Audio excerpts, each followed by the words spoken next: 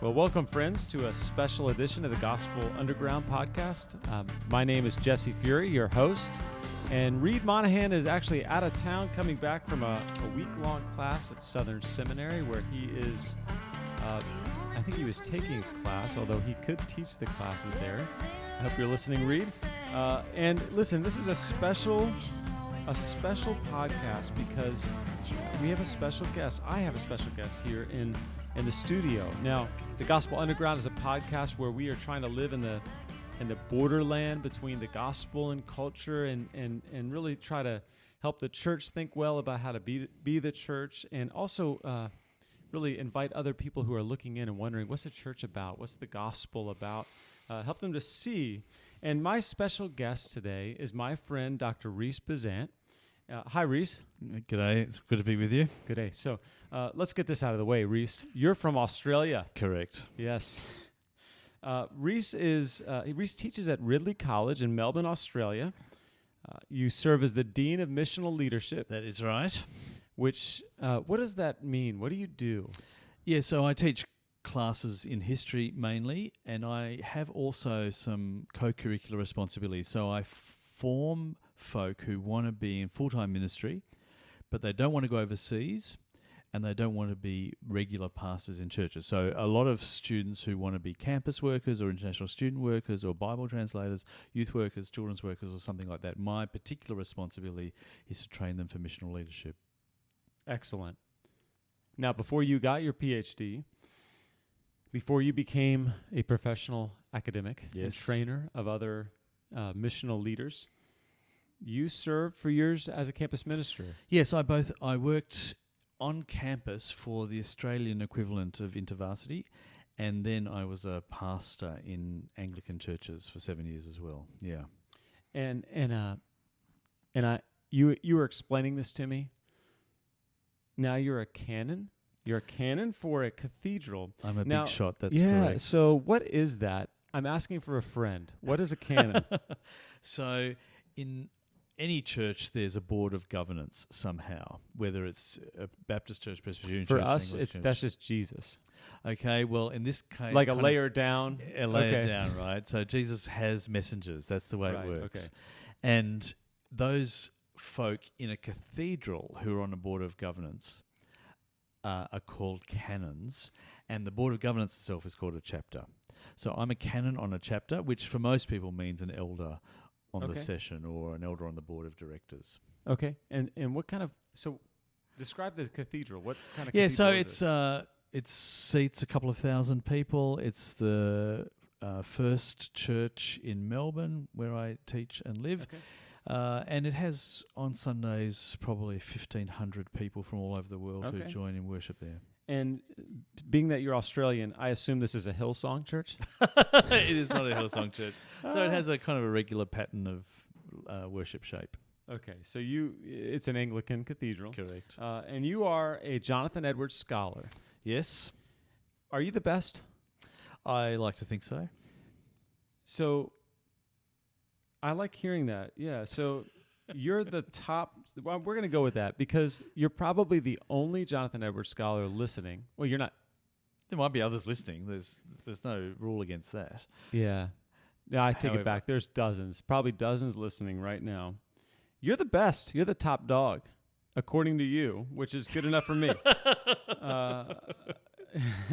You're actually in the States right now on sabbatical. You're working on a book on Jonathan Edwards and as mentor. Correct. Yeah, tell me a little bit about that.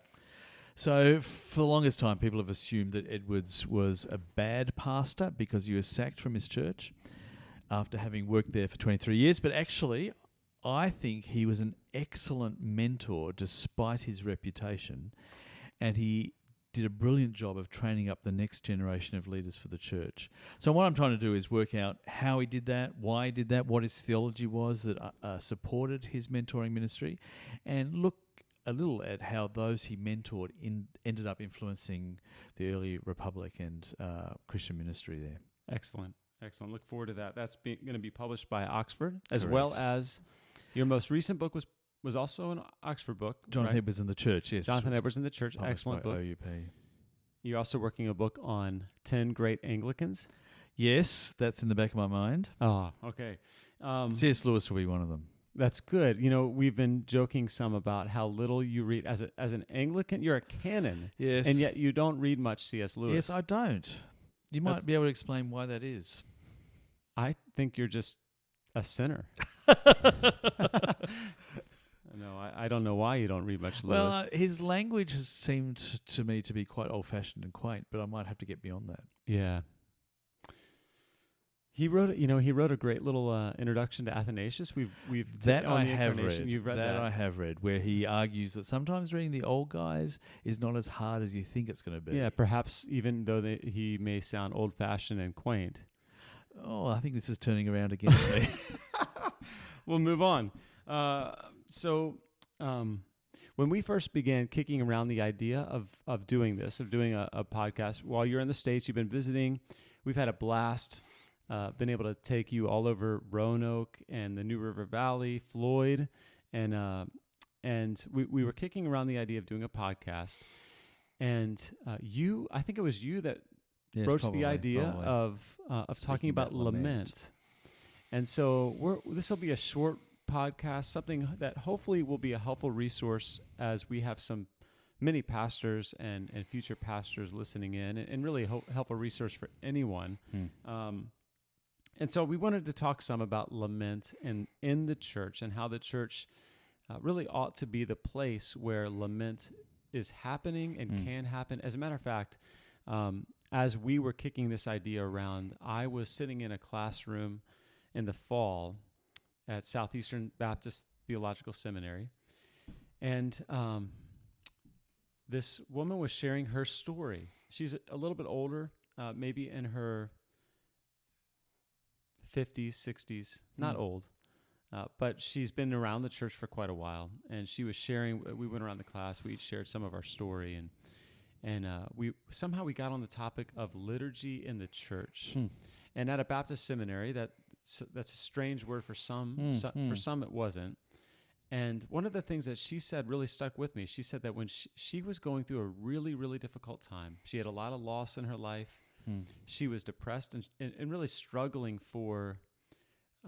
She was struggling emotionally. She was at this going to church, and the church only seemed to have room to celebrate, and so she felt like she didn't fit. Like there wasn't a place where she could come and just be sad. Yes. That everyone was, the songs were all exultant. They were all triumphant.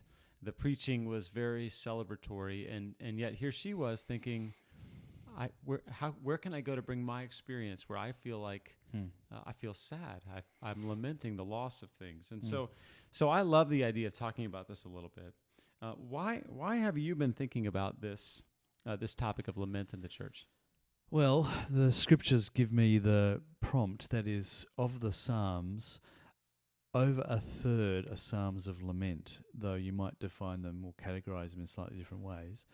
2, it seems to me that our world experiences and has to deal with sadness, but the range of emotions that we permit in church has decreased. In the very moment when our communities, in the West at least, prize emotion, we're limiting the kinds of emotion that are available in church service. And it seems to me that's just counterproductive. If we want to be missional, we want to own and acknowledge the various kinds of emotion that our regulars and those who are visiting, perhaps aren't Christians, would bring with them to church. So the scriptures give us the prompt. Secondly, it seems to be an odd time to be limiting the number of emotions that our church services engage with. Right, yeah. So the culture, more so than ever, I know this is true in America, I'm assuming it's true in Australia as well. We are in the age of authenticity. And so to be authentic to who we are and how we're experiencing life, and that is the ultimate virtue. And yet what I'm hearing you say, and I find it to be true as well, we permit a very minor range, very small slice of a range of emotion. Correct. And we can be authentic to how we feel if how we feel is upbeat. Correct. Yeah, I think it's just counterproductive. in the old days, there were churches that regularly had a psalm reading in every church service. And it might have been attached to what's called the lectionary, so there were assigned readings for Sunday services, and that's fair enough, and it's not everyone's preference. But at least you could say cup of tea. I was going to say You cup could of say tea. cup of I was tea. going to say That's cup not of just tea. an Australian thing. Yeah, okay. It wasn't everyone's cup of tea. However, the advantage was that you actually read out aloud some of those laments in a pretty regular cycle. Yeah, in which you can't case avoid you're giving them. people permission. Yeah. Exactly right. Exactly. Jesus died with a psalm of lament on his lips as he prayed, my God, why have you forsaken me? And there are other occasions in the New Testament where we're encouraged to rejoice with those who rejoice, weep with those who weep. And I think it's actually a faithful response to lament, though many Christians believe it's faithless to lament. So if you look at some of the great Christian leaders in history, so John Wesley said it was faithless to lament, and Charles Simeon, an Anglican of the 18th century, said it was faithless to lament. And why is that? Because they believed it was not trusting in God's good provision, God's promises. But Charles Spurgeon, interestingly, was of the mind that praying laments or reading laments or saying laments in church was actually faithful rather than faithless. And that's partly, I think, because Spurgeon suffered from chronic depression. And that, I wonder. that was a way of dealing with. But that's exactly my point, that actually for those in our congregations who suffer from depression or anxiety disorders, the Psalms of Lament might be a real tonic. It doesn't solve all the questions, but it actually, by expressing their laments to God, they're exercising faith in a roundabout way. They're exercising faith. They're talking to God still, which surely is what we want. That's right, yeah. Yeah, so when we don't create space in our Sunday morning worship, in our liturgies for lament, what do we lose in terms of spiritual formation? Well, we lose our capacity to pastor people who are doing it tough, for whom life as a human being or for whom life as a Christian is not going the way they thought it should be. We're losing a range of emotions that are acceptable to God. He's big enough to hear us complain in our depression or in midst of panic. That's right. Yeah, I think I like that you referenced that Jesus on the cross is citing, or he's really quoting Psalm 22. He's probably reciting the whole of the psalm. Right, yeah. And which is a psalm of lament. So now you have God in the flesh doing what we don't do in church. Mm-hmm. And it will be that one day Jesus wipes away every tear from our eyes. But that doesn't mean that in the meantime it's not appropriate to let Jesus know your tears. Yeah. We can live too much in the future and ignore our creaturely realities, the toughness of being a Christian. And I think in the West, being a Christian is becoming increasingly difficult. And we need to acknowledge that there are a number of different kinds of emotions which are okay to have. Yeah, that's good. And even if you're not a Christian, life is tough, right? I mean, we all experience loss. No one's happy all the time. Yeah. And yet, oftentimes in church, it does seem, I think about this sometimes. I've talked to people who've come to church, to church attendance, whether it's my church or another church, and who have walked away saying, everyone's so happy. Which in some ways you're kind of like, well, that's nice. Hopefully that's alluring. That if that's authentic and genuine and people really are joyful and happy's okay. That's good. But if that person comes and they go, I'm not, and this is a strange place where everybody has this kind of fake smile and seems to have everything put together, then I think one of the things we lose is an entrance point for people who are seeking the tonic that only the gospel is able to give. Yeah. I recently saw in Melbourne the musical The Book of Mormon, which won't be everyone's cup of tea. However, the interesting thing was about the opening 10 minutes of the musical that the audience sided with the poor and the suffering in Africa really easily, but they didn't very well connect emotionally to the hyper-happy Mormon missionaries. So the town that these Mormons had to minister amongst in Uganda had poverty, and people experienced genital mutilation, and there was warlords and AIDS and so on. But the audience very easily connected with the characters who came from that world. And I thought to myself, this is just a random non-Christian audience in Melbourne. They get suffering. They get suffering, and they don't get the happy guys. Well, as a historian, have you found any good examples of lament in the church? So you mentioned Charles Spurgeon. Are there other good songs? You know, sometimes I remember you visited a while back, and we talked some about the music in church and how oftentimes the song choices are really kind of like cheerleading, triumphal, almost generic. God is the best songs. And so are there good examples in history, maybe hymns that really you could bring into a lament service, or even you could pray or sing to yourself, or sermons? So point us in some good directions. So Charles Wesley in the 18th century argued there shouldn't be anything that happens in your daily life that you can't write a song about. And he wrote some 8,000 hymns. But amongst them were a number that perhaps today would be difficult to sing in church, but he was wanting to honour any kind of experience. He even wrote songs about having pet cats, because he thought you should be able to write songs about having pet cats. I know people who would want to sing that in church. I know. It won't happen in our church. It's the one hymn that I'm thinking of is called Grimalkin. It's an amazing hymn about a pet cat. That aside, Charles Wesley was very aware of the kinds of suffering that his people were experiencing, and he wrote hymns about them. In the old hymn books, in days gone by, there was a section on praise, a section on the cross, there was a section on the resurrection, a section on daily discipleship. These days we just have praise and worship, which is effectively only the opening sections of the old hymn book. We leave out 8/10 of the old hymn books and the kinds of songs that were included to deal with any number of different life experiences or work situations or discipleship issues, and we've impoverished ourselves for that. That's good. It's not good, but it's good. Thank you. Okay, so we have pastors and worship leaders who are listening. What advice do you have? So I think part of what we're arguing for here on the podcast is Sunday morning in particular, create space for lament. Now, you mentioned, actually, maybe before you get to advice, answer this question, if you will.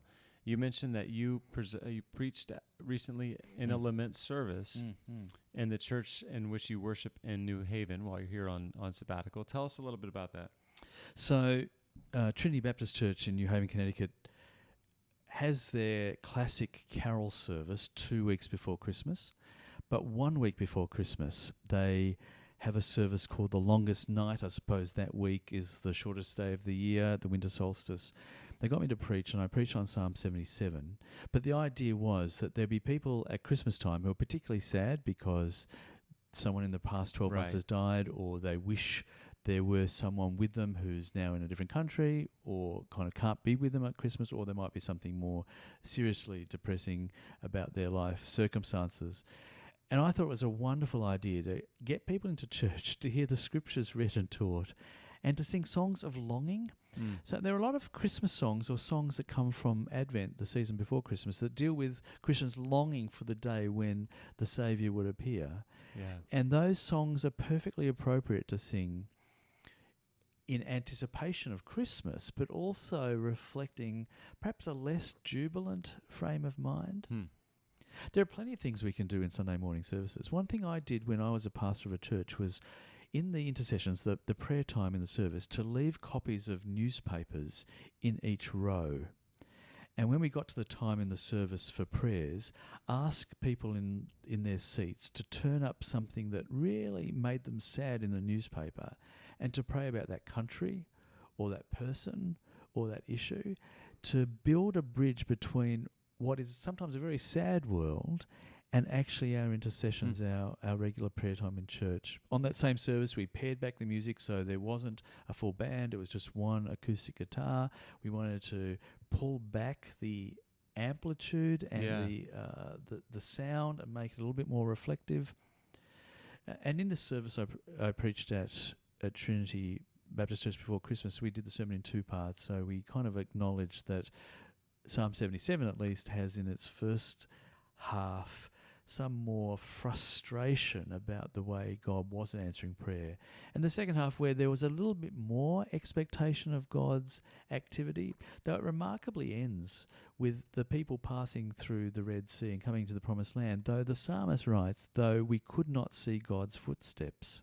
So God had rescued, but there was still a sense in which God was seemingly absent. Yeah, distant, yeah. Psalm 77, okay. Psalm 77 falls neatly into two halves. It's well worth preaching if you're a preacher out there. And the newspaper idea is an interesting idea, especially because as pastors, one of the things that we want to do is not just have a Sunday morning service where people have an opportunity to express lament, to enter into this idea of I live in a fallen world, things are broken. It's okay to feel the way that I feel. It's okay to wonder, where is God right now? But also we want to help train and model how that looks throughout the week as well. So how does it look when you're encountered with something, whether it's in the news or it's closer to home? It's news that you get about a spouse or a child or a parent. Yes, of course. How do I go to God with that, right? Because the only thing that ultimately will bring comfort to the ache is the presence of God with us.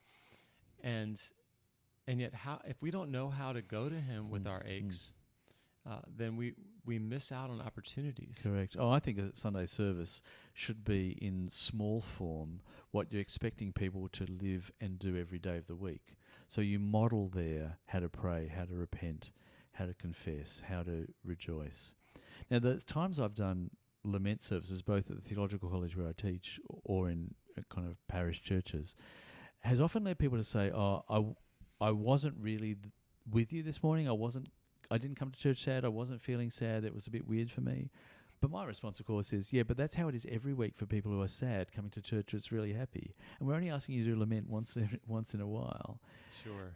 And for those of our congregation members who aren't sad, learning how to bear with the struggles of those who are just once in a while is actually good for their souls as well. Yeah.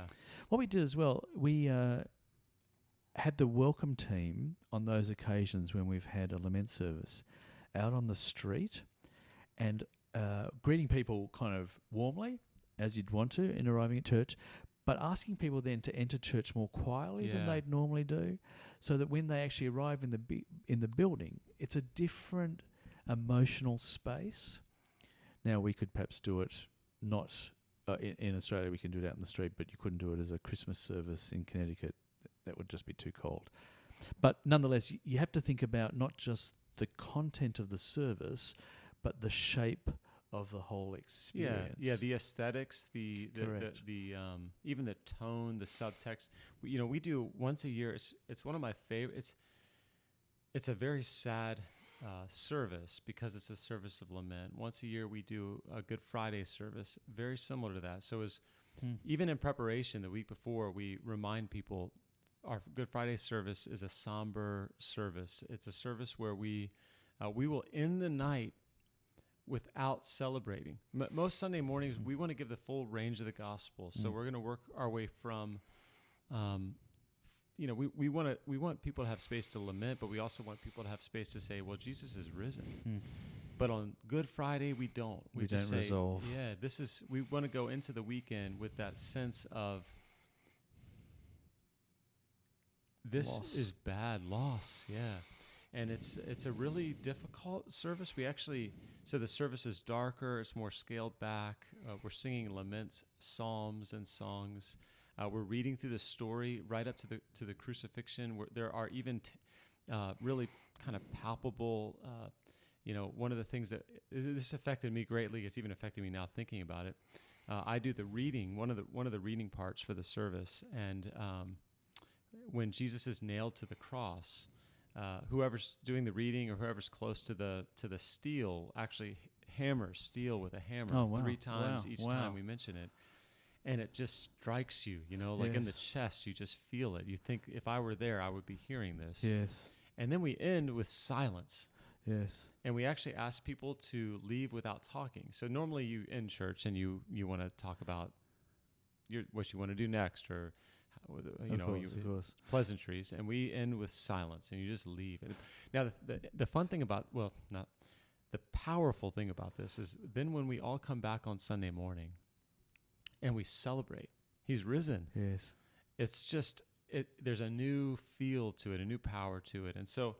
The dynamics of those services, having one that's pulling back a long way, and then on Easter Sunday having a service that's highly celebratory, is wonderful. It's kind of pushing emotions in both directions, which is going to be healthy for us.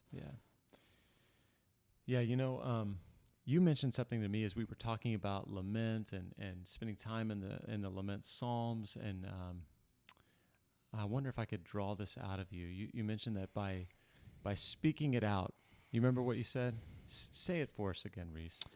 So there'll be a lot of pastors who speak the slogan "Name it and claim it," which I find really difficult for lots of theological reasons. But I actually think there's value nonetheless to name it in order to train it. That is, we receive some kind of power over our emotions when we can put them into words. That doesn't mean that they resolve or go away, but it does mean at least that the emotion has to some degree been externalized, and it's now left my body, as it were, through my breath, and has become something more objectively real outside of me. And I think that's good for us. And I think part of the job of pastors is to help people in our congregations find words to describe the kinds of experiences they have. That's a core part of the job of being pastor. And that's no less true in dealing with lament, that we want to name it to train it, and to some sense create some structure in which it feels less chaotic, less powerful, less destabilizing. That's right, yeah. That's good. So name it and train it is okay. Name it and claim it, that's not okay. No, I don't want to think that's okay. Yeah. Name it and train it. Name it to train it. I like that. Rhys, thank you so much for entering into this, and I'd love to, before we close out today, as hopefully our listeners, I know I'm even going to walk away thinking about how can we do Sunday morning in a way that gives space to the full range of emotion, that helps model what it looks like to give words to how I'm doing, to speak them to the Lord and not just to other people or to my internet audience or whatever. So lot to think about, and a lot even in my personal life, thinking it through, the power of speaking out how I'm doing, speaking it to the Lord in order to train it, to train myself, to train myself not to never be sad, but to train myself in how do I trust in Jesus, who has overcome and who will overcome, and who one day, though I cry now, will wipe my tears away. Certainly. So thank you. Let me ask you one last question, maybe two. You've spent some time in the States, lots of time in the States over the years. What's one thing that you find odd about the church in America? I didn't give you any chance to think about this in advance. So just first thing that you think about. So the church in America has traditionally been a more dominant force in the nation's life. That's unlike Australia. And consequently, I think, though it impacts us in Australia too, evangelical Christians have been quite keen to pursue power. And I think actually part of the reason why we're not good at lamenting is because lamenting actually bespeaks powerlessness. Yeah. And we've become so practiced at pursuing power that we've emotionally, spiritually, theologically lost the capacity to place ourselves in a powerless position and know that it's honouring of God. So that's part of my reflection. Church services are more formal than they are in Australia. Church services where people still might wear ties. I mean, that's almost unheard of now where I come from. Is that strange? I wear a tie most Sundays. Yeah, I do find it strange. Or where I go to church, undergraduates who wear a sports coat or a sports jacket to come to church, which is almost unheard of in my parts. So church in America is much more formal as well. So what's your favorite thing let's see, what has been your favorite thing you did this week here in Southwest Virginia? Well, it wasn't even in Southwest Virginia. Oh, Kentucky. Okay, yeah. Yeah, so I teach church history, right? So I visited the Cane Ridge Meeting House in Paris, Kentucky, which is where the Second Great Awakening broke out.